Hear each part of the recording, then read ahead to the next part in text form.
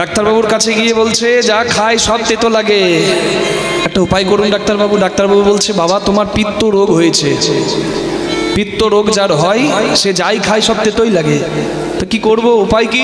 বলে তুমি তাল মিছরি খাও, সীতাপি মানে তাল মিছরি মিশ্রি। তা বলে ডাক্তারবাবু আপনার 1000 টাকা ভিজিট দিয়ে আপনার কাছে আসা, তাহলে মানে কি?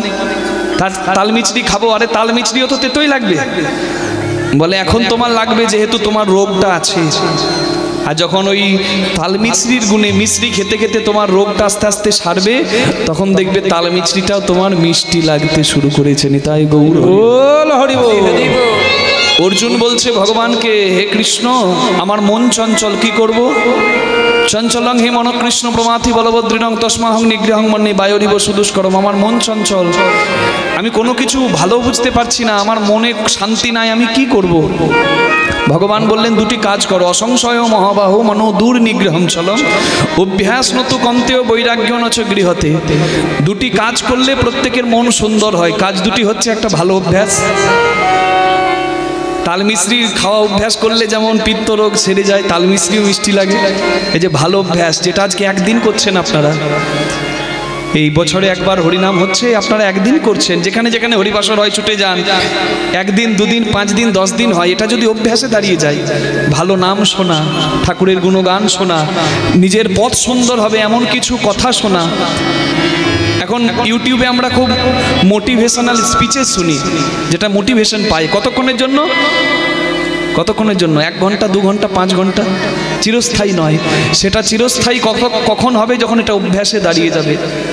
যা শুনছেন ভালো কথা, ভালো নাম, ভগবানের নাম শুনছেন, যাদের সঙ্গে শুনছেন ভালো সঙ্গে শুনছেন, যা গ্রহণ করছেন এই কটা দিন ভালো গ্রহণ করছেন, সুআহার করছেন, এই যে ভালো অভ্যাস 1 দিন 2 দিন 10 দিন দাঁড়াচ্ছে, এটা যখন অভ্যাসে দাঁড়িয়ে যাবে, তখন এই অভ্যাসের গুণে প্রত্যেকের মনে ত্যাগের জন্ম হবে। ত্যাগ যেটা না হলে চলে না, সেটাকে আমরা ত্যাগ করতে পারবো। আর এই ত্যাগ যদি কারোর মনে জাগে, যদি কেউ মোহমুক্ত হয়, মায়া মুক্ত হয়, তখনই সে পরম আনন্দ পরম শান্তি তার হৃদয়ে পায়, না হলে কোনো দিন অন্তর তার পরিপূর্ণ তুষ্টি পাবে না। নিতাই গৌর প্রেমানন্দে হরি হরি। এক ব্যক্তি তার গাধাকে 20টা গাধাকে 20টা দড়ি দিয়ে বাঁধে। তা গাধাগুলো সারাদিন চড়ে যখন ঘরে এসেছে, দেখছে একটা দড়ি নাই। তো এবার গাধাটার কানে ধরে সারা রাত লোকটাও জেগে আছে, কেন গাধাটা যদি কেউ চুরি করে নিয়ে যায়, কেউ যদি পালিয়ে যায়, গাধা সারা রাত্রি গাধার কানটা ধরে মানুষটাও জেগে রইল। এবার ঠিক ভোরবেলা হয়েছে, এক সাধু বাবা যাচ্ছে রাস্তা দিয়ে।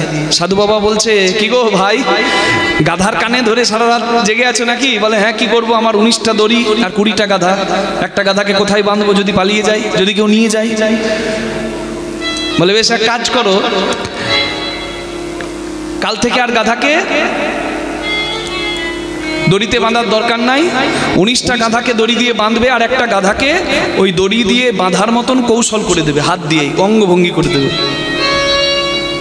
তাই করেছে সাধু বাবার কথা মতো। 19টা গাধাকে বাঁধার পর একটা গাধাকে যেমন করে বাঁধে, ঠিক তেমন করে আর্টিফিশিয়াল কৃত্রিমভাবে গাধাটাকে অঙ্গভঙ্গি করে বেঁধে দিয়েছে। গাধাও বসে গেছে। এবার চিন্তায় তো ঘুম আসছে না, তাই তো গাধা যদি আমাকে গাধা বানিয়ে পালায়, ঘুমাতে পারছে না। ঠিক 2টোর সময় চোখ লেগে গেছে, 5টার সময় ভোরবেলায় চোখ খুলে গেছে, ধরপড় করে উঠেছে, আমার গাধা কই? দেখছে না, গাধা তো ঠিকই আছে। এবার সকাল 6টার সময় সব গাধা পালে পাঠাতে হবে, মাঠে যাবে চড়তে। তা গাধাটা, সব গাধার দড়ি খুলে দিয়েছে, 19টা গাধা সবাই হাঁটতে শুরু করেছে। আরেকটা গাধার, সে তো দড়ি বাঁধা নাই, তাকে ওঠাচ্ছে, ওঠ ওঠ ওঠ, কিন্তু গাধা আর ওঠে না। সাধু বাবা আবার সকাল দিয়ে যাচ্ছে, সাধু বাবাকে বলছে, ও সাধু বাবা, কি ঝামেলায় পড়লাম, গাধা আর উঠছে না। বলে গাধার দড়িটা খুলে দিন। বলে কি করে দড়ি খুলবো, তার তো দড়ি বাঁধা নাই। বলে সে তো জানে যে তার দড়ি বাঁধা আছে, যেমন করে খোলেন ওই কায়দা করে দিন। গাধাটার ওই কাছে গিয়ে যেমন কায়দা করেছে, ঠিক তেমনই গাধাটার যেই না কায়দা করে খোলার কায়দা দেখিয়েছে, গাধাটা কিন্তু উঠে তাদের সঙ্গ ধরে যাচ্ছে। তাহলে আমরা যে মায়া মুক্ত মোহ মুক্ত জীব, এটা আমরা ভুলে গেছি সংসার করতে। কারণ তুমি কোথায় ছিলে, মনে রে কোথায় এলে, ভাবো রে একবার, তুমি কোথায় ছিলে কোথায় এলে ভাবো রে একবার ভবে মানুষ হয়ে কি করিলে মানুষ হয়ে ওরে পাগল মন রে একবার খুঁজে দে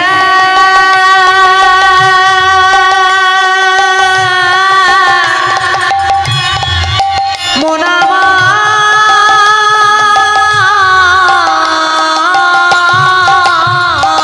ভবে মানুষ হয়ে কি করিলে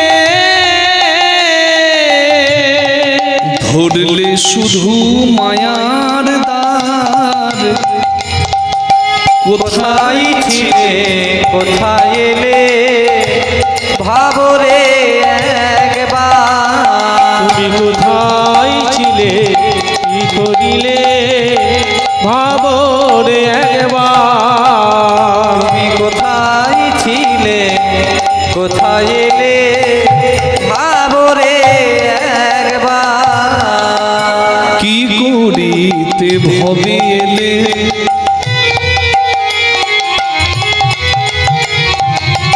রে ভবে সে কি করিলে কি করিতে ভবে এলে রে ভবে এসে কি করিলে কামিনী কাঞ্চনে শুধু মন মজালে কামিনী কাঞ্চনে মন মজালে কামিনী কাঞ্চনে মন মজালে কামিনী কাঞ্চনে মন মজালে তুমি আমি কে বাকার কোথায় ছিলে কোথায় এলে ভাবো রে একবার কোথায় ছিলে কোথায় এলে ভাবো রে একবার কহে রাই রামানন্দে মন মেতে রইলি সংসার আনন্দে কহে রায় রামানন্দে মন মেতে রইলি সংসার আনন্দে ভুলে গেলি পরমানন্দে মন ভুলে গেলি পরমানন্দে ভুলে গেলি পরমানন্দে ভুলে গেলি সেই পরমানন্দে ভুলে গেলি সেই পরমানন্দে কেমনে হবি ভব পার কোথায় ছিলে কোথায় এলে ভাবো রে একবার কোথায় ছিলে কোথায় এলে ভাবো রে একবার ভুলে গিয়েছি যে কথা ভুলে গিয়েছি সেই কথা বারবার পুনরায় স্মরণ হয় এই হরিবাসরে এলে। আর এই কথাগুলোকে যদি কেউ গেঁথে নিয়ে জীবনটা সুন্দর করতে পারে তার থেকে ভাগ্যবান ভাগ্যবতী আর কেউ হতে পারবে না। চৈতন্য মহাপ্রভু কলিযুগ পাবন অবতার দিনই এলেন সকলকে এক করার জন্য, সকল ভেদাভেদ দূর করে। তাকে প্রেমের ঠাকুর চৈতন্য দাতা বলা হয় কেন? সংকীর্তনের পিতা শ্রীকৃষ্ণ চৈতন্য এই সংকীর্তন যজ্ঞে এসে তারে যে ভজে তার জীবন হয় ধন্য ধন্য। এই হরিবাসরে এসে প্রথম কাজই হচ্ছে প্রেমের ঠাকুর গৌরাঙ্গের চরণে একবার প্রণাম করা। তাকে প্রণাম না জানালে কীর্তন শুরুই হতে পারে না। জন্ম নিয়ে বাবার চরণে মাথা নামানো যেমন সন্তানের কাজ, ছেলে ৫,০০০ টাকার চাকরি করা বাবার পূর্ণ আশীর্বাদে প্রাইমারি স্কুলের শিক্ষক তার বাবা, কিন্তু ছেলে হলো ৫০,০০০ টাকার বেতন পাওয়া হাই স্কুলের শিক্ষক। ছেলে যদি চিন্তা করে আমার বাবা প্রাইমারি স্কুলের মাস্টার, আমি হাই স্কুলের মাস্টার, আমার বাবা ৫,০০০ টাকা বেতন পেয়েছে, আমি ৫০,০০০ টাকা পাই, আমি বাবার চরণে কেন প্রণাম করব? তাহলে ছেলের মতো হতভাগা আর কেউ নাই। কারণ তাকে মনে রাখতে হবে তার বাবা 5,000 টাকা বেতনে চাকরি করেছে, কিন্তু সেই 5,000 টাকা বেতনে চাকরি করে সে যদি মদ খেয়ে উড়িয়ে দিত, সে 50,000 টাকা যজ্ঞের চাকরি করার যোগ্যতা পেত না। এই হরিবাসরে এসে অনধিকারীকে অধিকার দিল, জানেন? আজকে তো আপনারা যে কেউ হরিনাম করতে পারেন, ঘরে কিংবা বাইরে দুহাত তুলে। এই অধিকার সবার ছিল না, এই অধিকার সবার ছিল না। আজ থেকে 500 বছর পূর্বে ব্রাহ্মণ যদি শূদ্রের ছায়া দিয়ে পার হতো, ব্রাহ্মণকে গঙ্গা স্নান করে যাতে ফিরতে হতো, এমন একটা সমাজের নিয়ম ছিল। সেই সমাজে দাঁড়িয়ে সেই ব্রাহ্মণ কুলেই জন্ম নিয়ে তিনি পরম ব্রহ্মকে উপলব্ধি করে তিনি আসল বার্তাটা জগতে পৌঁছালেন, যেটা হচ্ছে প্রেমের বার্তা, ভেদের বার্তা নয়। ভেদবাণী মূর্খ জনে তত্ত্ব নাহি জানে, ভনয়ে চৈতন্য দাস শান্তি দাও মনে। যারা চৈতন্যের দাস হয় তারা ভেদ করে না। চৈতন্যের আসল সত্তাকে যদি অন্তরে আমরা জাগাতে না পারি, আমাদের মতো দুর্ভাগ্য, আমাদের মতো হতভাগা আর কেউ হতে পারে না। তিনি সকলকে এক করলেন, আর কি দিলেন?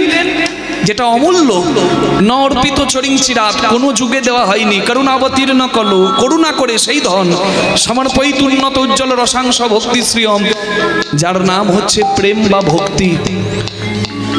যার কাছে ছিল সে গোপন করে রাখতো প্রেম ভক্তি, সবাইকে বিলিয়ে দিত না। কিন্তু গৌরাঙ্গ মহাপ্রভু সবাইকে এই হরিনামের সঙ্গে প্রেম ভক্তি মিশিয়ে দিয়ে বিলিয়ে দিলেন। গুরু নাম যদি কেউ জপ করে সে নিজে উদ্ধার পাবে, কিন্তু গুরু নাম জপ করলে তার পরিবারের সকলে উদ্ধার পাবে না। গুরু নাম জপ করলে ভজনের পথ সুন্দর হবে, অনেক তাড়াতাড়ি ভজন পথে পৌঁছে যাওয়া যাবে সেই জায়গায়। কিন্তু হরিনাম যদি কেউ বাড়িতে একজন জপ করে, যার কানে যাবে তার জীবন ধন্য হবে। গুরুমন্ত্র না নিমলে ভগবানের কাছে যাওয়া যাবে না, এটা যারা প্রচার করে তাদেরকে মনে রাখতে হবে। আধো জন্ম হামন নিদ গোয়াইনু, জরা শিশু কতকাল গেলা, যৌবন হাম রসরঙ্গে মাতানু তু হো ভজব কোন বেলা। বিদ্যাপতি ঠাকুর বলেছেন যে অর্ধেক জীবন তো ঘুমিয়ে কাটালাম, অর্ধেক জীবন রোগ জ্বালাতে গেল, অর্ধেক জীবন যৌবন বাল্যকাল গেল হাসিতে খেলিতে, যৌবন কাল গেল রসে, অর্ধেক জীবন রসে গেল, মিথ্যা রসে ছুটে পেলাম মরুভূমির মরিচিকার মতো, কিন্তু কিছু পেলাম না। তাহলে অর্ধেক জীবন চলেই যায় আমাদের, তাহলে বাকিটা সময় বড় কম। বয়স তো কারোর বাড়ে না, বয়স কমে, গোনা দিন কমে, যার যত আছে। তাহলে এই যে দিন কম আর ভজন অনেক বেশি, তাই গুরুচরণ দরকার হয়। কেন? গুরুদেবের দেহ সিদ্ধ দেহ, তোমার দেহ ভজনশীল দেহ। গুরুচরণ আশ্রয় করো, তোমার ভজন পথে শীঘ্র গতি হবে, তাড়াতাড়ি পৌঁছাতে পারবে, পথটা চিনিয়ে দেবেন গুরুদেব। তা বলে এই নয় যে গুরু নাম জপ করলেই তুমি ভবপারে পার হয়ে যেতে পারবে। তার জন্য তোমাকে কলিযুগের মহামন্ত্র কালৌতা ধরি কীর্তনাদ, হরি নাম করতে হবে। হরিনাম যদি কেউ করে, এই হরিনাম তাকে, এই হরিনাম গৌরাঙ্গকে গুরু করে কেউ যদি হরিনাম আশ্রয় করে, তাহলে এই হরিনামের এত ক্ষমতা, এই নামের এমন ক্ষমতা, তুমি যদি অপরাধ মুক্ত হয়ে নিরভিমানী হয়ে মন সরল করে নামাশ্রয় করো, এই নামের গুণে তুমি অনায়াসে ভবসিন্ধু পার করতে পারবে। নিতাই গৌর প্রেমানন্দে হরি হরি হরি বল। ধরো নাও, ধরো নাও। তাই তো চৈতন্য ধনে ধনী করতে নিতাই চাঁদ, বলিয়ে নিতাই চাঁদ কি জয়, বলিয়ে চৈতন্য চাঁদ কি জয়। ধরো নাও, ধরো নাও, লৌরে কি শরীর প্রেমে নিতাই ডাকে আয়। ধরো নাও, ধরো নাও, ধরো নাও রে কিশোরী প্রেমে নিতাই ডাকে আয়। ধরো নাও, ধরো নাও, ধরো নাও রে কিশোরীর প্রেমে নিতাই ডাকে আয়। ধরো নাও, ধরো নাও, লও রে কিশোরী প্রেমে নিতাই ডাকে আয়। নিতাই ডাকে আয় আয়, গৌর ডাকে আয় আয়। নিতাই ডাকে আয় আয়, গৌরী ডাকে আয়। নিতাই ডাকে আয় আয়, গৌর ডাকে আয়। নিতাই ডাকে, আমার নিতাই ডাকে, আহা নিতাই ডাকে আয় আয়, গৌরী ডাকে আয়। ধরো নাও, ধরো নাও, লও রে কিশোরী প্রেমে নিতাই ডাকে আয়। ধরো নাও, ধরো নাও রে কিশোরীর প্রেমে নিতাই ডাকে আয়। ধরো নাও, ধরো নাও, ধরো নাও রে কিশোরী প্রেমে নিতাই ডাকে আয়। দুহাত তুলে সকলকে বলালেন, নিতাই গৌর বাহু তুলে হরি নাম বিলায়। আমার নিতাই গৌর বাহু তুলে হরি নাম বিলায়। আমার নিতাই গৌর বাহু তুলে হরি নাম মিলায়। জীবের লাগি দাঁড়ে দাঁড়ে হরি নাম বিলায়। জীবের লাগি আমার গৌর হরি, এই জীবের লাগি দাঁড়ে দাঁড়ে হরি নাম বিলায়। ধরলো রে কিশোরী প্রেমে নিতাই ডাকে আয়। ধরলো রে কিশোরীর প্রেমে নিতাই ডাকে আয়। ধরলো রে কিশোরী প্রেমে নিতাই ডাকে আয়। সবাই বলুন চৈতন্য চাঁদ কি, নিতাই চাঁদ কি, জয় গুরু মহারাজ কি। নিজ নিজ গুরু পাদ পদ্মে প্রণাম জানিয়ে সোমবারে শিবের পুজো, মঙ্গলবারে মঙ্গলচণ্ডী, বুধবারে বাবা ধর্মরাজ, বৃহস্পতিবারে মা লক্ষ্মী, শুক্রবারে সন্তোষী মাতা, শনিবারে শনি মহারাজ, রবিবারে সূর্যদেব। তাহলে সপ্তাহে 7 দিন যদি দেবদেবীরা বুকিং করে রাখে তাহলে কৃষ্ণ নাম হরিনাম করব কখন? ওই জন্য বলে সময় নাই অসময় নাই, উঠিতে বসিতে কিংবা খাইতে শুইতে যে জপে নাম সে তরে তরিতে। বলা যাবে? সবাই মিলে আসুন বলি হরে কৃষ্ণ কৃষ্ণ কৃষ্ণ হরে হরে, হরে রাম রাম রাম হরে হরে। সবাই বলুন তো হরে কৃষ্ণ, তালি দিয়ে। হরে কৃষ্ণ কৃষ্ণ কৃষ্ণ হরে হরে, হরি বল। হরে রাম বাবা হরে রাম রাম রাম হরে। আরেকবার হরে কৃষ্ণ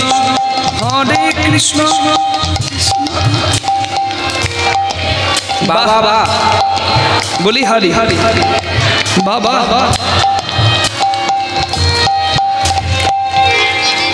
মনে হচ্ছে এতগুলো লোক আনার দরকার ছিল না, যা গাইলেন মাইকও লাগলো না। আমাদের তো মাইক লাগে, আপনাদের তো তাও লাগলো না। বাহ, ধন্য। উঠিতে বসিতে কিংবা খাইতে শুইতে, সূচি নাই অসুচি নাই, সময় নাই অসময় নাই। যারা মায়েরা এত সুন্দরভাবে হরিনাম করলেন, আপনাদের একটা বাধা থাকে, একটা গণ্ডি থাকে, জানেন তো? সেই গণ্ডিটা কি? যে সময়টা নারী মাসে 4 দিন যন্ত্রণা ভোগ করে রজস্বলা হয়ে, সেই সময় নারী মন্দিরে যেতে পারে না, বৈষ্ণব সেবা করতে পারে না, পূজা অর্চনা করতে পারে না। তারা একটা ব্রহ্ম সাপের নিয়ম পালন করে, তারা সংযমী হয়ে সংযত হয়ে থাকে। সেই সময় তারা গুরুমন্ত্র জপ করতে পারবে না, কিন্তু সেই সময়ও সে হরি নাম করতে পারবে না। তাই গৌর প্রেমানন্দে হরি। তাহলে হরিনাম গৌরাঙ্গ মহাপ্রভু সকলকে দিলেন এমনি এমনি। দেবরাজ ইন্দ্র যখন গুরু হত্যা করে, তার গুরুদেবের নাম হচ্ছে দেবগুরু, বৃহস্পতি নয়। বৃহস্পতি দেবতাদের গুরুদেব, কিন্তু ইন্দ্রের অহংকার দেখে দেবগুরু বৃহস্পতি পালিয়ে যায়। তখন দেবতারা শিক্ষাগুরু করেন তোস্তা মুনির পুত্র বিশ্বরূপ মুনিকে, যার 3টে মাথা ছিল।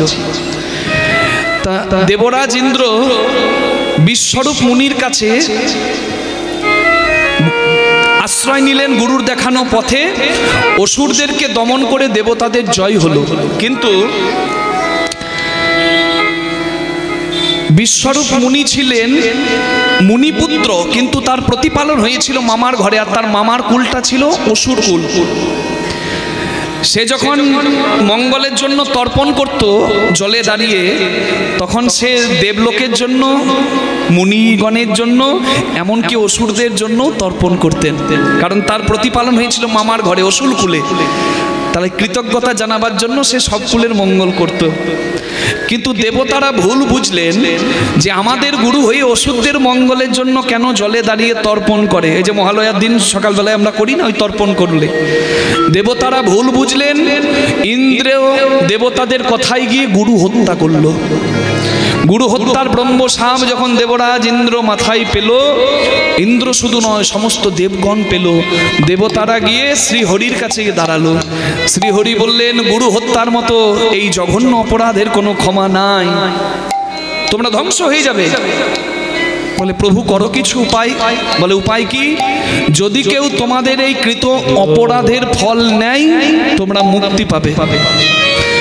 পরের দোষকে নিজের মাথায় নেব বলে চারজন এগিয়ে এসেছিল মা। তারা হলো নারী, মাটি, জল আর বৃক্ষ।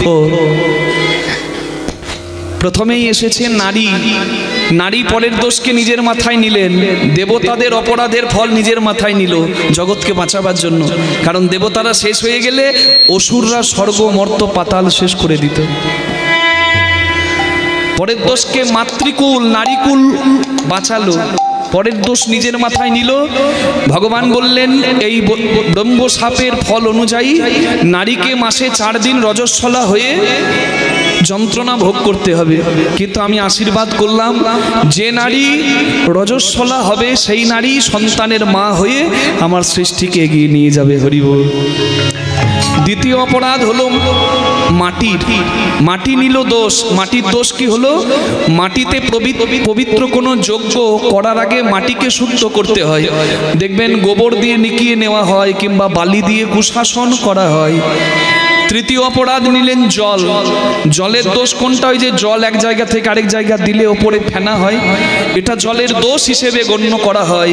এই দোষ খণ্ডন করার জন্য দেখবেন যারা শুদ্ধাচারী বৈষ্ণব হয় তারা জলে একটি তুলসী পত্র দিয়ে জলগ্রহণ করে। 4 নম্বর দোষ হলো বৃক্ষের, গাছের। গাছের দোষ কোনটা? ওই যে গাছের আঠা যেটা ধুনো রূপে মন্দিরে দেওয়া হয়। তাহলে ধুনো তো অপরাধ, ধুনো তো ব্রহ্মশাপ। তাহলে ধুনো দিয়ে কি করে মঙ্গল হয়? বলে ওটাই তো তত্ত্ব। এই তথ্যটা কি না, বৃক্ষের আশীর্বাদ মাথায় আছে। ধুনো, যে ধুনো অভিশাপ সেই ধুনো দিয়েই হবে মঙ্গল। কি করে না, ধুনোকে যদি শুদ্ধিকরণ করা যায়, ওই যে গোবরের ঘুঁটে দিয়ে, নারকেলের ছোবড়া দিয়ে কিংবা কর্পূর দিয়ে শুদ্ধিকরণ করা হয়, তাহলে ওই ধুনো দিয়েই জগতের মঙ্গল করা সম্ভব হয়নি। তাই গৌর হরি হরি হরি হরি হরি হরি। দেখুন আমাদের শাস্ত্রের মতের সঙ্গে আপনি বিজ্ঞানকেও মেলাতে পারবেন। It's scientifically also proved. এটা বিজ্ঞানসম্মতভাবে প্রমাণিত। এই 4টে জিনিস ছাড়া আমরা বাঁচবো না। নারী ছাড়া সৃষ্টি এগিয়ে যাবে না। বিজ্ঞান এখনো এতটা উন্নতিতে চলে যায়নি যে একটা নারী ছাড়া সৃষ্টি সম্ভব হয়ে যাবে, এখন অনেক বাকি। তাহলে নারী ছাড়া সৃষ্টি হবে না, মাটি ছাড়া ফসল হবে না, আমরা খাবো কি? জলের আরেক নাম জীবন, জল না খেয়ে বাঁচতে পারবো না। কি জলের আরেক নাম তো জীবন। যদিও এখন টিভি সিরিয়ালে আমরা শুনতে পাই জলের আরেক নাম জীবন, মানে জীবন মানে আমরা জানি জল, কিন্তু এখন টিভিতে বলে জীবন মানে জি বাংলা। 4 নম্বর হলো বৃক্ষ। গাছ ছাড়া অক্সিজেন পাবো না, বাঁচবো কি করে? তাহলে দেখুন জগতে নারী জগতের হিতার্থে বাঁচিয়েছিলেন জগৎকে বলে এই প্রকৃতি আর নারী, এই দুটি হলো আমাদের কাছে শ্রদ্ধার। নারী দুর্গা, নারী কালী, নারী শক্তি হয় গোপালী, নারীর পায়ে দেয় অঞ্জলি স্বয়ং কৃষ্ণ গুণদাম। রামচন্দ্র সীতামাকে এগিয়ে দিতেন, নিজে নৌকাতে ওঠার আগে নারীকে বড় করতেন। কৃষ্ণ ভগবান রাধারানীর চরণে চোখের জলে বুক ভাসিয়ে একটা নিজেকে দাস বলে পুকুর করেছেন বৃন্দাবনে, যার নাম মান সরোবর, যার জল এখনো নোনতা। বৈষ্ণব চূড়ামণি ভোলানাথ এক বৈষ্ণবীর চরণে শুয়ে আছেন, যার নাম মা কালী। কিন্তু নারীর চরণে শুয়ে থেকে তার তো কই সম্মান ক্ষুণ্ণ হয়নি, হয়েছে? তিনি তো বৈষ্ণব চূড়ামণি। তাহলে তারা তো পরম পুরুষ, তারা সম্মান দিতে পেরেছে। আমরা যদি পুরুষ হয়ে সম্মান দিতে না পারি তাহলে এটা আমাদের দুর্ভাগ্য ছাড়া আর কিছু না। সকলকে অধিকার দিলেন চৈতন্য মহাপ্রভু। চৈতন্য মহাপ্রভু সকলকে বললেন যে সময় নাই অসময় নাই, সূচি নাই অসুচি নাই, সব সময় হরিনাম তোমরা করতে পারো।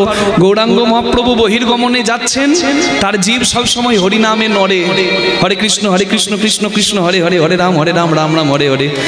তার জীবটা সব সময় হরিনাম করে। এখন তো বাড়িতে বাড়িতে শৌচাগার নাকি সরকার করে দিয়েছে, তখন তো ছিল না মা। মহাপ্রভু বহির্গমনে গেছেন, তার জীবটাকে দাঁত দিয়ে চেপে ধরেছেন যে এই জীব তো হরিনাম করে, এই জীবটাকে আমি বন্ধ করে দিই। বহির্গমন শেষে যখন এসে দাঁড়িয়েছেন গৌরাঙ্গ মহাপ্রভু, তার ছোট্ট এক শিষ্য যার নাম গোপাল, গোপাল বলছে মহাপ্রভু হে গৌর,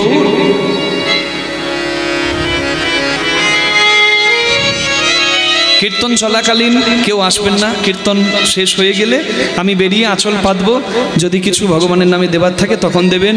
পরপর কীর্তন গান হবে, আসরটির মান যেন ক্ষুণ্ণ না হয়, আপনাদেরই দায়িত্ব, এটা আপনাদের অহংকার, আপনাদের গর্ব। মন দিয়ে আমার কথাগুলো শুনুন, হরি বল। আশীর্বাদ আপনারা করবেন, কোনো মূল্য দিতে হবে না, কীর্তনের শেষে আমাকে আশীর্বাদ করবেন, আমি আপনাদের সন্তান তুল্য। নিতাই গৌর প্রেমানন্দে হরি হরি হরি হরি হরি বল। ভক্ত গোপাল মহাপ্রভুকে বলে, হে প্রভু, তুমি বহির্গমনে গিয়েছিলে, তোমার দাঁতটা কেন, জিভটা কেন দাঁত দিয়ে চাপা? বলে, গোপাল রে, আমার জিভ সবসময় হরিনামে নড়ে, হরিনাম করে। আমি অশুদ্ধ দেহে ছিলাম বহির্গমনে, তাই আমি জিভটাকে দাঁত দিয়ে চেপে ধরেছিলাম, যাতে এই অশুদ্ধ দেহে আমার হরিনাম না হয়।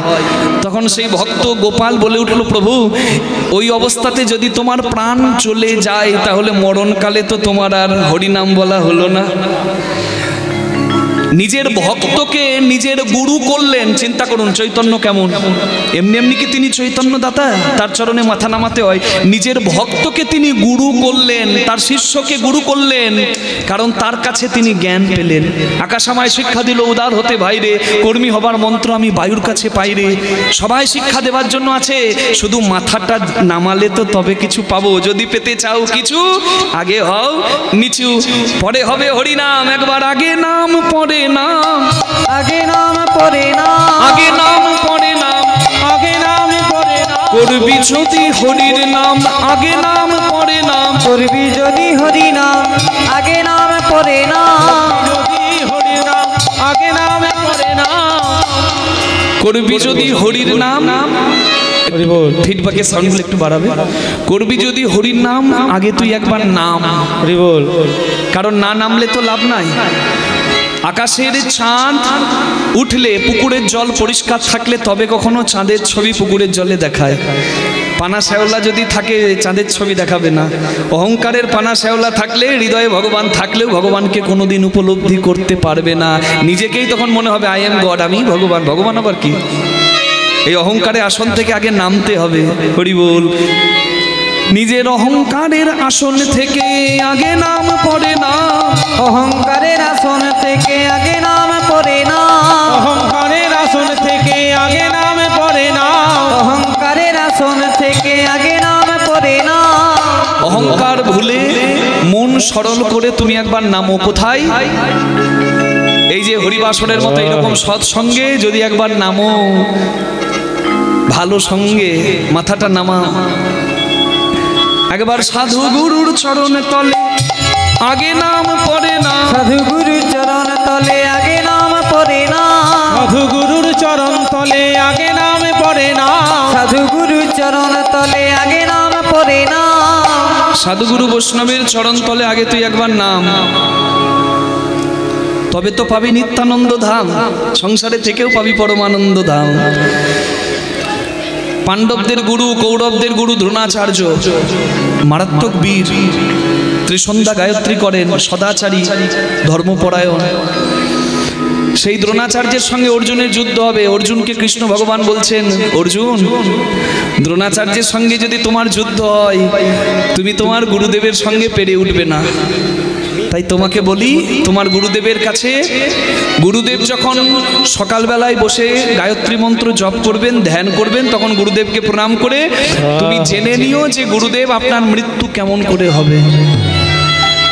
যেই না কৃষ্ণ বলেছে, অর্জুন ঠিক সেই কথা মতো ত্রিসন্ধ্যা গায়ত্রী করতেন, সকালবেলায়, স্নান করে দুপুরবেলায় আর সন্ধ্যাবেলায়। গুরু দ্রোণাচার্য সকালবেলায় যখন গায়ত্রী মন্ত্র জপ করছেন, ধ্যান করছেন, তখন অর্জুন গিয়ে গুরুদেবের চরণে প্রণাম করেছেন। অর্জুনের মাথায় হাত দিয়ে দ্রোণাচার্য বললেন, বৎস, কি চাও? অর্জুন বললেন নয়ন জলে বুক ভাসাতে ভাসাতে, হে গুরুদেব, আপনার মৃত্যু কেমন করে হবে এটা আমি জানতে চাই। কে কে তুমি? অর্জুনকে দেখে কিচ্ছু বললেন না দ্রোণাচার্য, কারণ অর্জুনের এত বুদ্ধি নাই, এটা দ্রোণাচার্য গুরুদেব জানতেন। শিষ্য কি করতে পারে কি বলতে পারে এটা গুরুদেব জানবে না? গুরু তো বাবা, তিনি তো পিতৃতুল্য। দীক্ষাকালে শিষ্য যদি করে গুরুচরণে আত্মসমর্পণ, সেইক্ষণ থেকে গুরু শিষ্যকে করে নিজের আত্মসমর্পণ। অর্জুনের কি করণীয়, অর্জুন কি করতে পারে, অর্জুনের কতটা ক্ষমতা, এটা আর কেউ না জানুক, তার গুরু দ্রোণাচার্য জানবে না? অর্জুন চড়ে পড়ে আছে চরণতলে, অর্জুনকে দেখে কিচ্ছু বললেন না। দূরে দেখতে পেলেন একটা গাছের আড়ালে কেউ দাঁড়িয়ে আছে, কে দাঁড়িয়ে আছে তাকে দেখা যাচ্ছে না, কে দাঁড়িয়ে আছে তাকে দেখা যাচ্ছে না, কিন্তু তার গায়ের উত্তরীয়টা, তার চাদরটা বাতাসে দুলছে, সেটা বোঝা যাচ্ছে। আর সেই লাল রঙের উত্তরীয়টা দেখে গুরু দ্রোণাচার্য চিনতে পেরেছেন যেটা আর অন্য কেউ নয়, স্বয়ং কৃষ্ণ ভগবান। তার মানে অর্জুনকে এই পাঠ পড়িয়েছে কে? স্বয়ং কৃষ্ণ ভগবান। অর্জুনকে হাসতে হাসতে গুরু দ্রোণাচার্য বললেন, শোনো অর্জুন, আমার পুত্রের মৃত্যু সংবাদ, পুত্রের যদি কোনো বিপদের কথা আমি শুনি, সেই শোকে আমি থাকতে পারবো না। আর সেই সময় যদি আমাকে কেউ হত্যা করে, আমি দেহত্যাগ করব, পুত্র শোকে আমি দেহত্যাগ করব।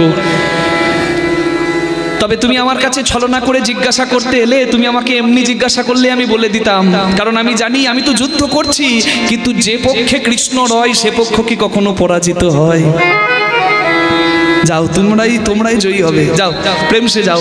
নাচতে নাচতে অর্জুন এলেন, কৃষ্ণ ভগবানকে বার্তাটা জানালেন। ঘন্টা খানেক পরেই যুদ্ধের ঘন্টা বেজে গেল, যুদ্ধ শুরু হয়ে গেল। দ্রোণাচার্যের সঙ্গে অর্জুনের যুদ্ধ হচ্ছে, কিন্তু গুরু দ্রোণাচার্য এমন বাণ মারলেন, অর্জুনের রথ পিছিয়ে যেতে যেতে যেতে যেতে যেতে যেতে প্রায় বিধ্বস্ত হবার মুখে। ঠিক এমন সময় কৃষ্ণ ভগবান দেখলেন কি, ভীম গদা নিয়ে মাল্যব্য রাজার একটা পোষা হাতি, যার নাম অশ্বত্থামা, তাকে হত্যা করে দিয়েছে। একটা হাতি মারা গেছে যার নাম অশ্বত্থামা। কৃষ্ণ ভগবান দেখতে পেয়েই তাড়াতাড়ি অর্জুনকে বলছে, অর্জুন তাড়াতাড়ি বলো অশ্বত্থামা মারা গেছে। বলে কি করে বলবো বাসুদেব, ওই তো অশ্বত্থামা দাঁড়িয়ে যুদ্ধ করছে। বলে না, আমি যা বলতে বললাম তাই বলো, ওই দেখো অশ্বত্থামা নামে হাতি মারা গেছে। কৃষ্ণের কথা মতো অর্জুন বলে উঠলো, অশ্বত্থামা মারা গেছে, অশ্বত্থামা মারা গেছে, অশ্বত্থামা মারা গেছে। আর এই অশ্বত্থামার মৃত্যু সংবাদ শুনে পুত্র স্নেহে অন্ধ গুরু দ্রোণাচার্য নিজের ধনুক, নিজের বাণ, নিজের গান্ডীব সমস্ত কিছু পরিত্যাগ করে নয়ন জলে বুক ভাসিয়ে কাঁদতে শুরু করেছে, পুত্র অশ্বত্থামা। কিন্তু পুরক্ষণেই ভাবলেন, না না না না না না না না না না না, আজ তো সকালবেলায় চালাকি করে অর্জুন আমার মৃত্যুর কারণ জেনেছে। অর্জুন তো মিথ্যা বলতে পারে, অর্জুনকে তো বিশ্বাস আমি করি না। অর্জুনকে বললেন, মিথ্যাবাদী, তোমার কথায় আমি বিশ্বাস করি না। কৃষ্ণ ভগবান বললেন, তাহলে কার কথায় বিশ্বাস করবেন? বলে যদি যুধিষ্ঠির বলে, ধর্মপুত্র যুধিষ্ঠির বলে। কৃষ্ণ ভগবান আর দেরি না করে ছুটতে লাগলেন যুধিষ্ঠিরের কাছে। যুধিষ্ঠির, দাদা দাদা যুধিষ্ঠির, যুগে যুগে তুমি এলে ধরাতে, রাখিতে ভক্তের মান, রাখিতে ভক্তের মান। যুগে যুগে তুমি এলে ধরা,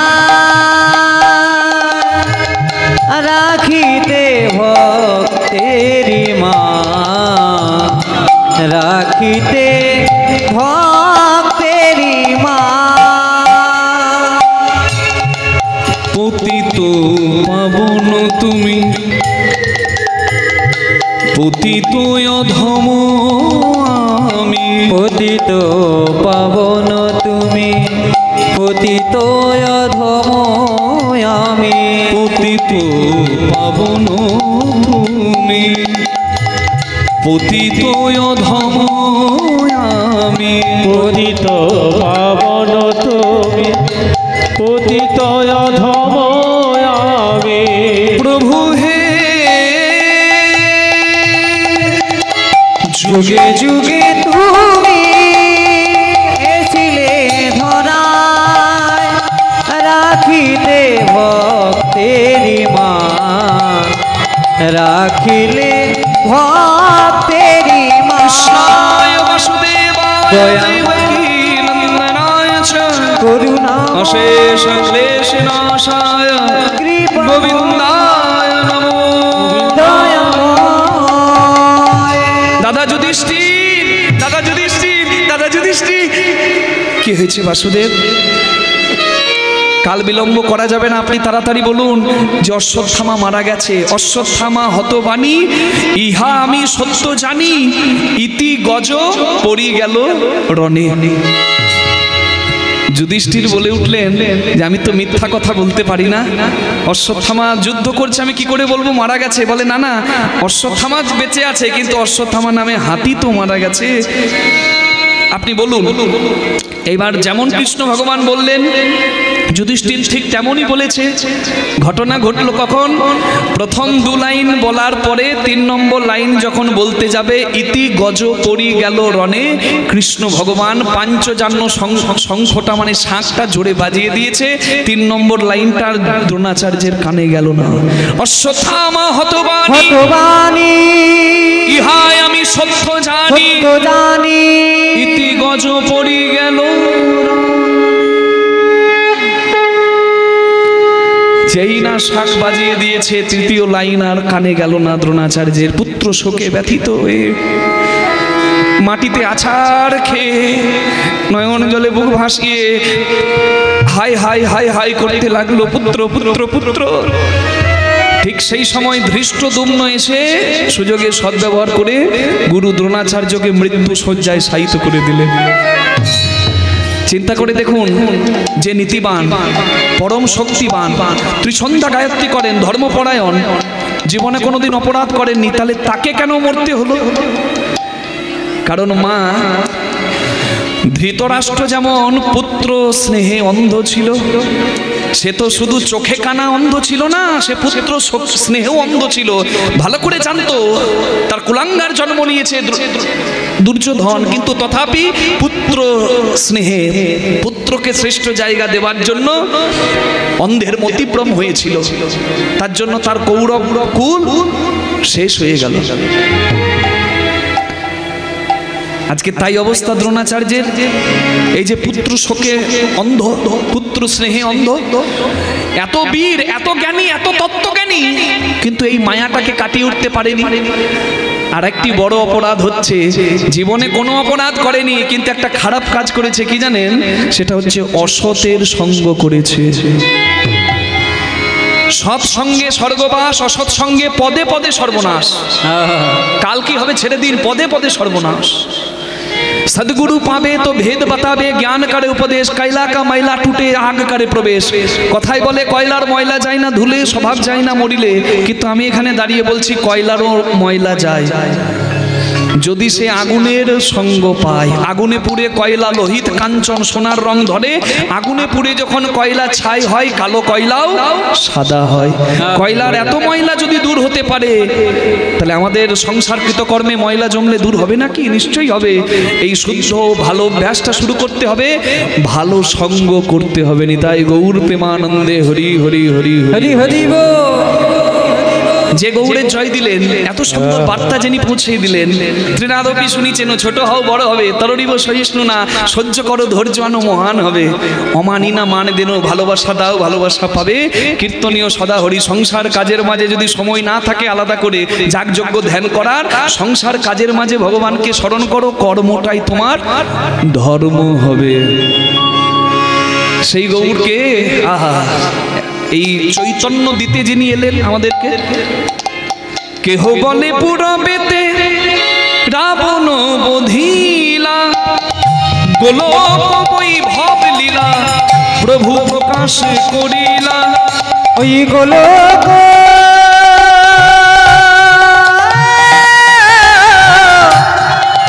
বৈভব লীলা প্রকাশ করিলা। শ্রী রাধিকার ভাবে আমার গোড়ায় অবতার, শ্রী রাধিকার ভাবে আমার গোড়ায় অবতার। হরে কৃষ্ণ নাম গোড়া করিলেন প্রচার, হরে কৃষ্ণ নাম গোরা করিলেন প্রচার। জীবে তরাতে প্রভু ধরাই এলো গোবরা জীবিত রাতে এই ধরা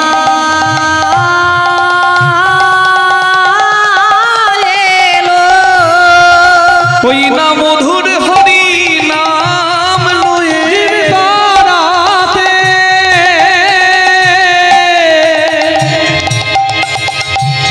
এই ধরা এলো ওই না মধুর হরি নাম লয়ে হরি বল বলে মধুর হরি নাম লয়ে ওই হরি বলে বলে মধুর হরি নাম লয়ে ওই হরি বলে বলে মধুর হরি নাম লয়ে ওই হরি বলে বলে জীবিত রাতে ধরা এলো হরে কৃষ্ণ নামে গোরা করিলেন প্রচার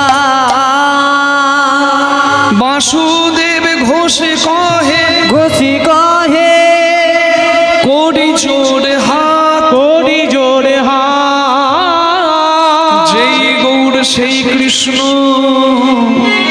সেই জগন্নাথ সেই জগ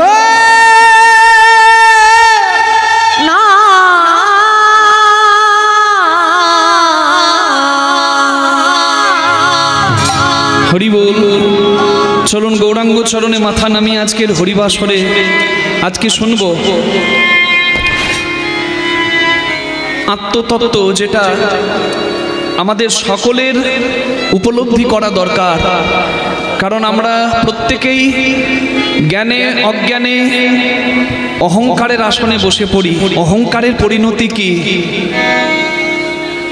এটা আজকে লীলার মধ্যে আমরা আস্বাদন করব। আজকে আস্বাদ্য বিষয়বস্তু হবে দক্ষ রাজার দর্পচূর্ণ এবং হর পার্বতী বিবাহ। নিতাই গৌর প্রেমানন্দে হরি বল। হরি হরি বল। চলুন সবাই মিলে আমার রাধারানীর চরণে, রাধারানীর জয় দিয়ে কৃষ্ণ চরণে মাথাটা নামিয়ে আজকে লীলার কথা শুনি। দুহাত তুলে সবাই মিলে একবার বলি, রাধারানী কি, শ্যাম সুন্দর কি, বৃন্দাবন ধাম কি, নিজ নিজ गुरु महाराज की, तेरे लिए मैं आया रे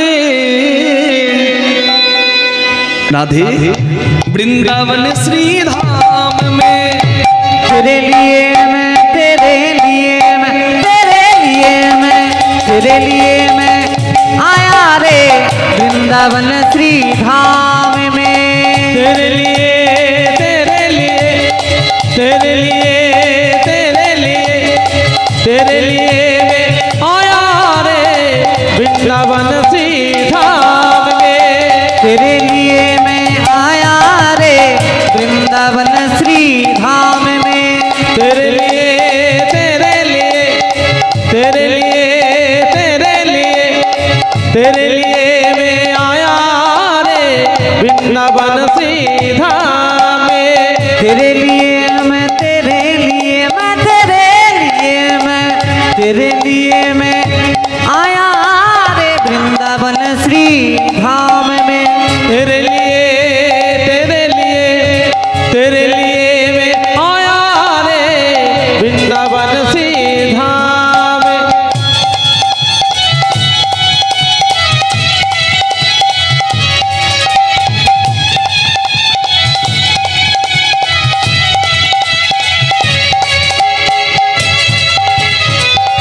बोलिए राधा रानी की।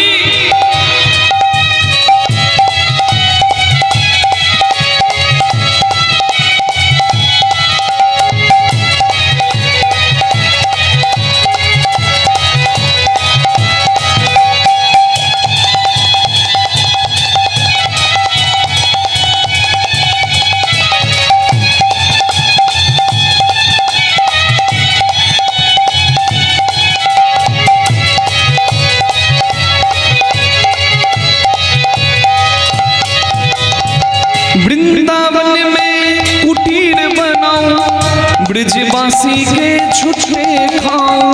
वृंदावन में कुटीर बनाओ ब्रजवासी के झुट्टे खाओ।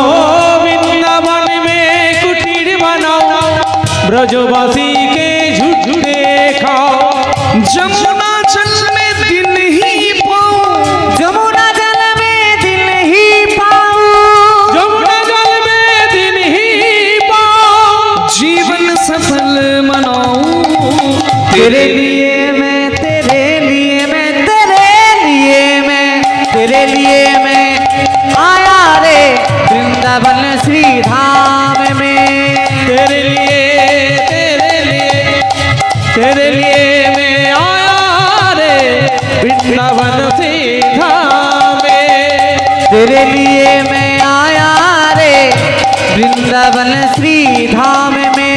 तेरे लिए मैं आया रे वृंदावन से धाम में। तू तो है वृषभानु दुलारी, तू तो है मेरो मोहन प्यारी, तू तो है विषभानु दुलाली, तू तो है मेरो मोहन प्यारी। तू तो है विषभानु दुलाली, तू तो है मोहन प्यारी। ओ राधे ओ राधे ओ राधे, तेरे लिए मैं, तेरे लिए मैं, तेरे लिए मैं, तेरे लिए मैं आया रे वृंदावन श्री धाम में।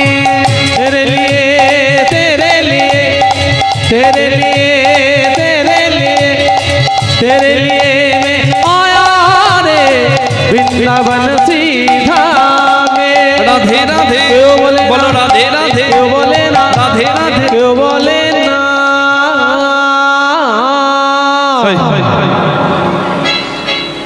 বলছি রাধে রাধে, পেছন থেকে বলছে কেউ বলে না।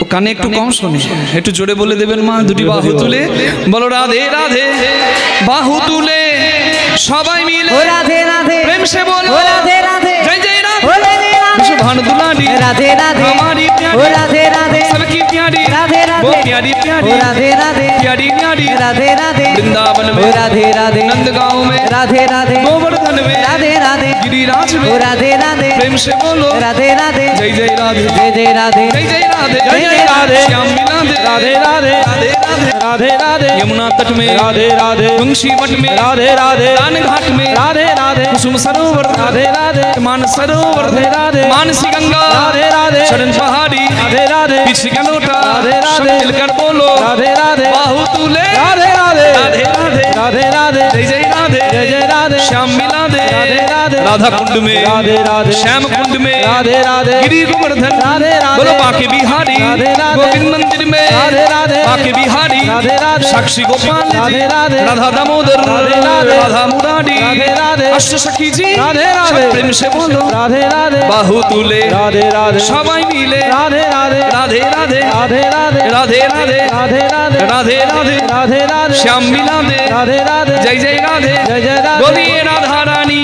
की जय। तेरे लिए मैं आया रे वृंदावन श्री धाम में, तेरे लिए मैं आया रे वृंदावन श्री धाम में। तेरे लिए, तेरे लिए, तेरे लिए मैं आया रे वृंदावन से धाम में। वृंदावन श्री धाम में, वृंदावन से धाम में। सबाई बोलूं राधा रानी की जय, श्याम सुंदर की, वृंदावन धाम की, निज निज गुरु महाराज की हरि बोल। চলুন সকলে মিলে আস্বাদন করছি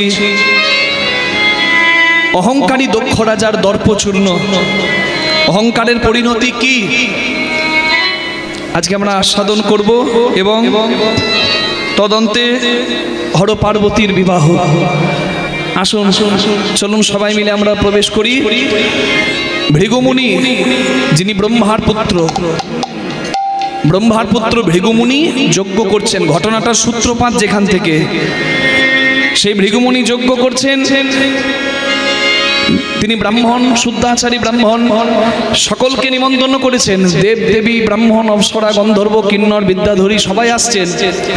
একদিন ভৃগুমুনি যজ্ঞ আরম্ভিলা, একদিন ভিগুমুনি যজ্ঞ আরম্ভিলা, একদিন ভিগুমুনি যজ্ঞ আরম্ভিলা, যজ্ঞ আরম্ভিল রে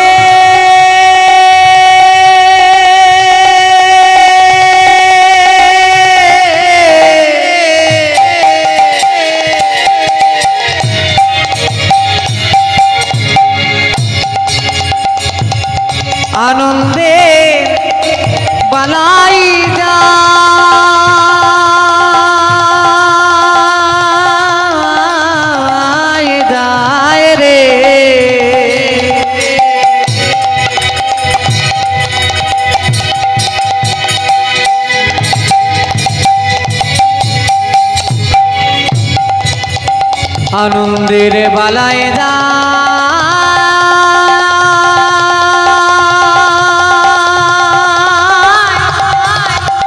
যাই বালাই যায়, যাই বালাই যায়, যাই বালাই যায়। একদিন ভিখুমণি যোগ্য আনন্দিলা, ত্রিভুবনের দেবগণে নিমন্ত্রণ দিলা, ত্রিভুবনে সেই শোনে নিমন্ত্রণ দিলা, নিমন্ত্রণ দিলা, ত্রিভুবনে সবে আজি নিমন্ত্রণ দিলা।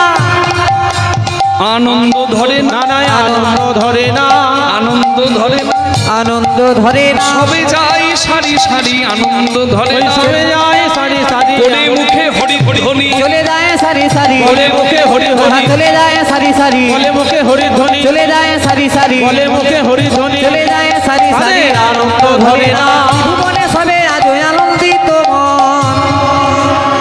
সব জায়গায় পত্র পৌঁছে গেছে। ভৃগুমুনি যজ্ঞ করছেন, ব্রহ্মানন্দন ভৃগুমুনি। যে ভৃগুমুনি ভগবানকে সেটা পরীক্ষা করার জন্য ব্রহ্মা বিষ্ণু মহেশ্বর তিনজনের কাছে গিয়েছিলেন।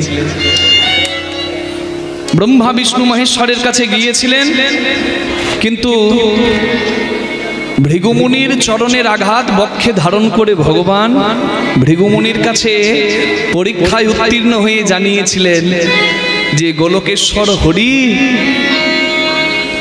তিনি হলেন প্রকৃত ভক্তের আরাধ্য ভগবান। নিতাই গৌর প্রেমানন্দে।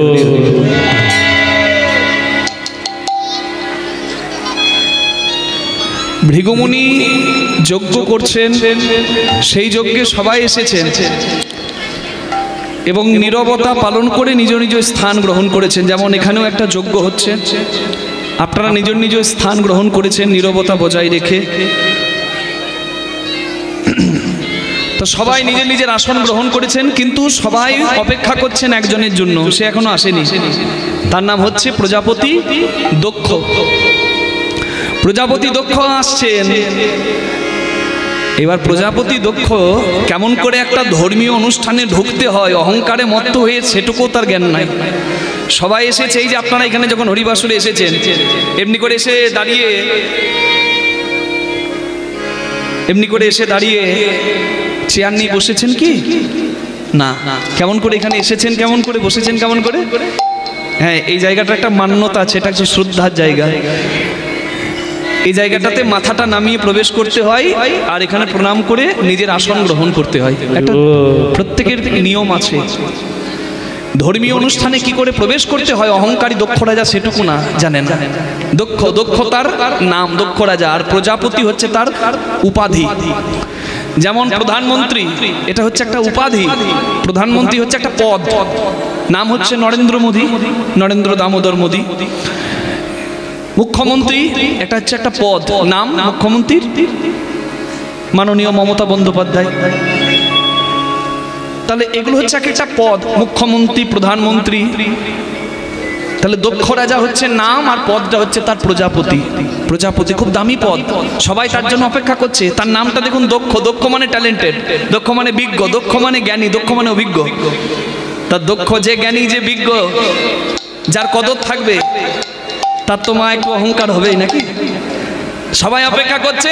হেন কালে আইলেন দক্ষ প্রজাপতি, হেন কালে আইলেন দক্ষ প্রজাপতি, কালে আইলেন দক্ষ প্রজাপতি, হেন কালে আইলেন দক্ষ প্রজাপতি, কালে আইলেন দক্ষ প্রজাপতি। তাহারে দেখিয়া সবে করেন প্রণতি, তাহারে দেখিয়া সবে করেন প্রণতি, করে প্রণতি, তাহারে দেখিয়া সবে করেন প্রণতি, তাহারে দেখিয়া সবে করেন প্রণতি। সবাই প্রণাম করছে হাত নামিয়ে। আর দক্ষ রাজা কেমন করে ঢুকছে, এই যে হাতের উপর হাত দিয়ে তাকিয়ে আছে চারিদিকে, যে আমাকে দেখে কে কে নমস্কার করলো, কে কে চেয়ার থেকে উঠে দাঁড়ালো, কে কে আমাকে সম্মান জানালো। দেখি, এই যে একবার চারিদিকে চোখ বুলিয়ে নিলেন। সবে করেন প্রণতি, করেন প্রণতি, তাহারে দেখিয়া সবে করেন প্রণতি।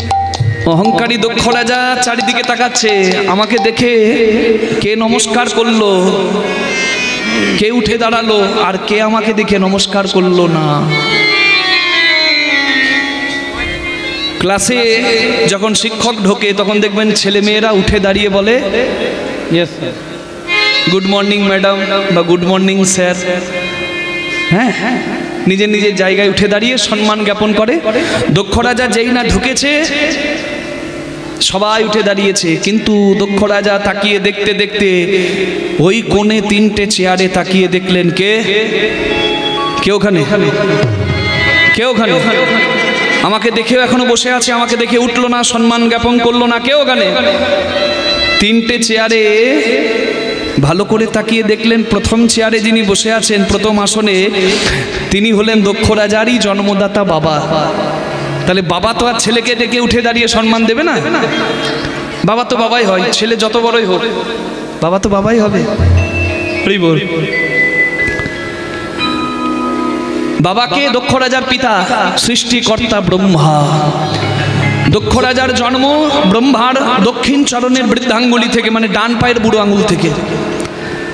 তাহলে জন্ম হয়েছে যে পিতার কাছ থেকে, তাহলে সেই পিতা যদি বসে থাকে আমাকে দেখে তাতে ক্ষতি কি আছে? বাবা তো বাবা বসে থাকতেই পারে, কিন্তু বাবার পাশে কে বসে আছে দেখি, তাকিয়ে দেখলেন ও বাবা, তিনি তো আমার দাদু গো। তো বাবা যদি বসে থাকে দাদু কি উঠে থাকবে? দাদুকে ব্রহ্মার জন্মদাতা, ব্রহ্মা বাবা, ব্রহ্মার জন্মদাতা, ব্রহ্মার পিতাকে হ্যাঁ বিষ্ণু। ঠিক, বিষ্ণু নাভি প্রদেশাদ গত নলিন দলাদ ভূত জন্মাশু জন্মা কীর্তন বৈধং বিধাতা জগতি তনুভিতা মাদি কাব্য প্রণেতা। বিষ্ণুর নাভি থেকে একটা পদ্মের জন্ম হলো, পদ্ম থেকে যার জন্ম তার নাম হলো পদ্মজনী ব্রহ্মা। এমন পবিত্র জন্ম আর কারোর হয়নি, কারণ পদ্মে থেকে তার জন্ম। তাহলে সেই পদ্মজনী ব্রহ্মা হচ্ছে বাবা, আর দাদু হলো হ্যাঁ বিষ্ণু। আর তার পাশে বসে আছে কে? তিনি হলেন ত্রিদেবের মধ্যে এক দেব। হ্যাঁ, তাহলে বিষ্ণু, ব্রহ্মা আর মহেশ্বর। তো তিনি কার বাবা? শিবকে বলে সবাই বাবা, শিবের বাবাকে, শিবের বাবাকে। চাঁদকে বলে সবাই মামা, চাঁদের মামাকে। ও চাঁদকে বলে সবাই মামা, চাঁদের মামাকে। শিবের বাবাকে, তাকে তো আমরা বাবা বলি না, বলিয়ে বলে বাবা কি জয়। তাহলে তিনি তো বাবা, তাহলে তার বাবা। এখানে 3টে মতের কথা আমি বলবো, একটা বলবো না। আপনাদের যেটা পছন্দ হবে আপনারা সেটা গ্রহণ করবেন, আপনাদের ওপর। প্রথমে বলা হচ্ছে ভাগবত মহাপুরাণে, যেখানে পরিষ্কার করে বলা হচ্ছে সৃষ্টিকর্তা ব্রহ্মার যখন ক্রোধ হয় সন্তানদের ওপর, একটা সন্তানও সংসার করলো না, ব্রহ্মা ক্রোধান্বিত হয়ে গেল যে আমার সৃষ্টি রাখবে কে? ব্রহ্মার ক্রোধ থেকে, ব্রহ্মার ভ্রুকুটি থেকে জন্ম নিলেন একটি শিশু, যার নাম হলো রুদ্র। আর এই রুদ্র অবতার অন্য কিছু নয়, এটি হলো স্বয়ং ভোলানাথ। নিতাই গৌর প্রেমানন্দে হরি হরি বল। ব্রহ্মার ভ্রুকুটি থেকে জন্ম নিলেন, যে দিনে জন্ম নিলেন সেই দিনটি ছিল শিবরাত্রির দিন। তাহলে শিবরাত্রি শুধু শিব ঠাকুরের বিয়ের দিন নয়, শিবরাত্রিটা আবার ভোলানাথের জন্মেরও দিন। এটা একটা পুরাণের মত। আরেকটা মত আমি বলে দিই, সেটা হচ্ছে ব্রহ্ম বৈবর্ত পুরাণ।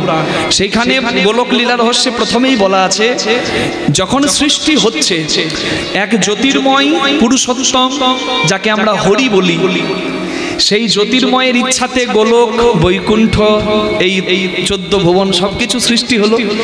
তারই দক্ষিণ অংশ থেকে জন্ম নিলেন অবতার বিষ্ণু, তারই নাভি কমল থেকে জন্ম নিলেন ব্রহ্মা, আর তার এক অংশ থেকে জন্ম নিলেন স্বয়ং মহাদেব। তাহলে ভগবানেরও সন্তানরূপী মহাদেবকে বলতে পারেন শ্রী হরি। সেটা একটা পুরাণের মত। আরেকটা লোকাচারের মত আছে যে বাবার বিস্মাদং বিস্ম বীজম নিখিল ভয়হরম পঞ্চবক্ত্রম ত্রিনেত্রম, বাবার কোনো বাবা নাই, তিনি হলেন সৃষ্টির আদি, তার কোনো বাবা নাই, তিনি স্বয়ং আবির্ভূত। তাহলে সেটা যদি ধরেন তাহলে শিব নিজেই নিজের বাবা, তার বাবা কেউ নাই। আরেকটা মতে ব্রহ্মা বাবা, আরেকটা মতে স্বয়ং ভগবান বাবা। আপনারা যেটা ভালো লাগে সেটা নিতে পারেন, দ্বন্দ্বতে মেতে যাবেন না। কারণ শাস্ত্রে অনেক কিছু এমন রচনা করা আছে যেগুলোতে আমরা দ্বন্দ্বে পড়ে যেতে পারি।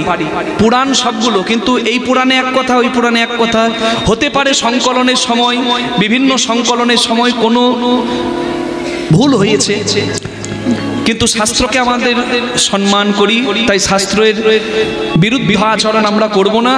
কিন্তু আসল তত্ত্বটা আমরা যদি উপলব্ধি করতে চাই, তাহলে ভক্তি দিয়ে আপনার আরাধ্য ভোলানাথকে আপনি যে জায়গায় বসাতে চান সে জায়গায় বসাতে পারেন।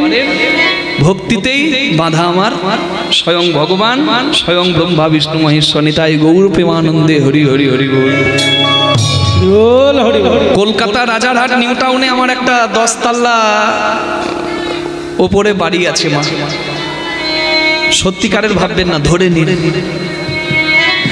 নিন আমার নিউ টাউনে একটা 10 তলার উপরে ফ্ল্যাট আছে। তো ওখানে তো আর হেঁটে হেঁটে যাব না, আমি কিসে যাব?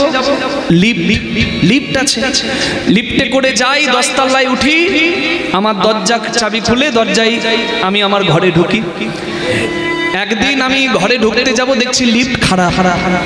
তা লিফট যদি খারাপ হয় তাহলে 10 তলা ওঠা বুঝতে পারছেন কত জ্বালা। এই জন্যই বলে যার যত তালা তার তত জ্বালা। তালা কম থাকা ভালো, বুঝতে পারলেন? ভিখারি যার কিছুই নাই, দিন আনে দিন খায়, ভিক্ষা করে জীবন চলে, ছেঁড়া ধুতি পরে রাস্তায় রাস্তায় বেড়ায়, কিন্তু দেখবেন সে গাছের তলায় হোক, মন্দিরের বারান্দায় হোক, শুয়ে দিলেই তার ঘুম চলে আসবে। কিন্তু এই এত এত কোটি কোটি টাকার কারবার যাদের, তাদের 1 টাকার ঘুমের ওষুধ না হলে চোখে ঘুম নাই। তাহলে চিন্তা করুন, তালা বাড়লে জ্বালা বাড়বে না? তাহলে আমার 10 তলার উপরে ঘর, তাহলে বুঝতে পারছেন আমাকে সিঁড়ি দিয়ে কতাল্লা উঠতে হবে? কতাল্লা? 10 তলা। এই 10 তলা উঠতে শুরু করেছি, 9 তলা ওঠার পর আমি পকেটে হাত দিয়ে দেখছি যা ঘরে ঢুকবো কি ছাই, ঘরের তো চাবিটাই আনতে মনে নাই। এইবার বলুন যে 9 তলায় উঠে যদি আমার মনে পড়ে আমি চাবি আনি নাই, তাহলে আমার থেকে হতভাগা আর কেউ হবে? আমি তো মাথা ঘুরে পড়ে যাবো যে হাই হাই কি করলাম। ঠিক তেমনই তত্ত্ব জানবো, তথ্য জানবো, শাস্ত্র জানবো, হরিনাম শুনবো, সব কিছু জেনেও কিন্তু মা যদি ভক্তির চাবি না থাকে, মুক্তির দরজাটা কোনোদিন খুলতে পারবো না। নিতাই গৌর হরি হরি হরি বল। ওই জন্যই আমি বলে দিলাম, আপনারা যেভাবে ভক্তিতে যেভাবে ভোলানাথকে বসাতে চাই বসাতে পারেন। হরি বল। তাহলে শিবকে বলে সবাই বাবা, শিবের বাবাকে শিব নিজেই নিজের বাবা, শিবের বাবা ব্রহ্মা, আবার একটা মতে শিবের বাবা স্বয়ং ভগবান।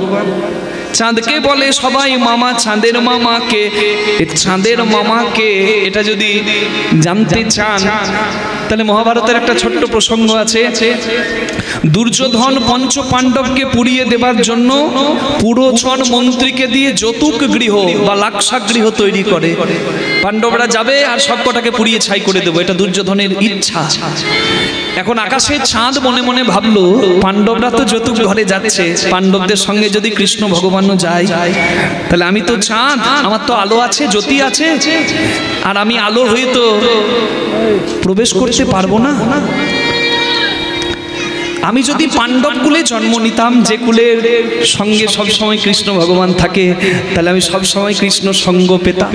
আমি যদি পাণ্ডব হতাম, কৃষ্ণ সঙ্গ পেতাম।